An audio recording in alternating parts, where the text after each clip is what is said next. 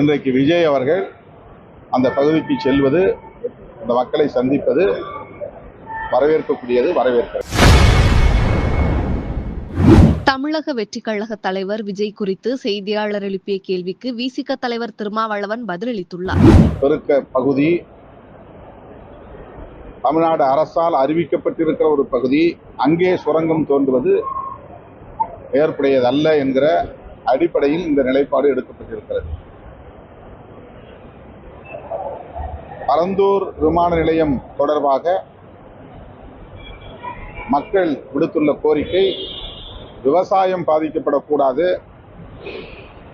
காலமாக அந்த பகுதியிலே வசித்து வரக்கூடிய மக்கள் புலம்பெயர்வது அவர்களுடைய எதிர்காலத்தை பாதிக்க செய்யும். ஆகவே எங்கள் கிராமங்களை அப்புறப்படுத்தக்கூடாது, எங்கள் விவசாய நிலங்களை அழிக்கக்கூடாது என்ற அடிப்படையில் கோரிக்கை வைத்திருக்கிறார்கள். இரண்டு கோரிக்கையும் வேறானவை. பரந்தூர் மக்களின் கோரிக்கை கூட அந்த பகுதியிலே விமான நிலையம் வரக்கூடாது என்பது கூட அல்ல. அவர்கள் ஒரு குறிப்பிட்ட நிலப்பரப்பை சுட்டிக்காட்டி அந்த பகுதி, அதை ஒட்டியுள்ள பகுதி, அட்ஜசன்ட் பகுதி, அந்த நிலப்பரப்பை ஒட்டியுள்ள பகுதி எந்த பாதிப்பையும் மக்களுக்கு ஏற்படுத்தாத ஒரு நிலப்பரப்பு அங்கே அமைக்கலாம் என்றுதான் சொல்லுகிறார். அந்த அடிப்படையில் நாங்களும் பொதுமக்களுடைய கோரிக்கையை ஆதரிக்கிறோம். ஆனால் அந்த செயல் திட்டத்திற்கான அனைத்து பூர்வாங்க பணிகளும் முடிந்துவிட்டதாக தெரிகிறது.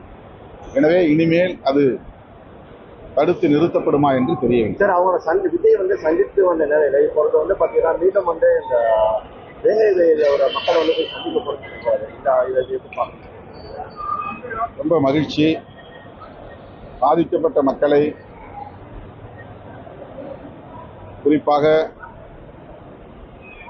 தலித் மக்களை சென்று சந்திப்பது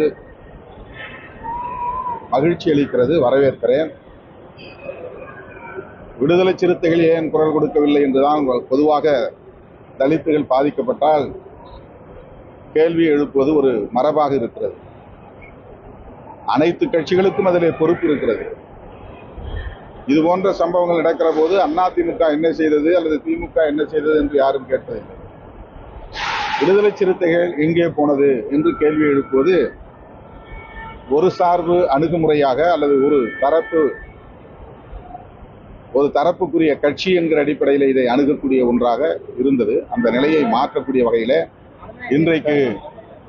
இன்றைக்கு விஜய் அவர்கள் அந்த பகுதிக்கு செல்வது, அந்த மக்களை சந்திப்பது வரவேற்கக்கூடியது, வரவேற்கிறது. பெரியார தன்னோட கொள்கை தலைவராக ஏற்றுக்கொண்ட விஜய் தற்போது வரை சீமானுடைய கருத்துக்கு எந்த ஒரு கண்டனமோ ஒரு பதிலோ தெரிவிக்கிறது. நீங்க எப்படி பார்க்கணும்?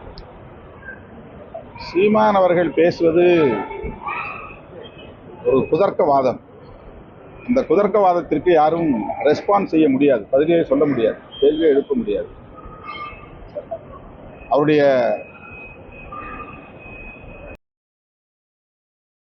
செய்திகளை உள்ளது உள்ளபடி தெரிந்து கொள்ள ரெஃப்ளெக்ட் நியூஸை சப்ஸ்கிரைப் பண்ணுங்க.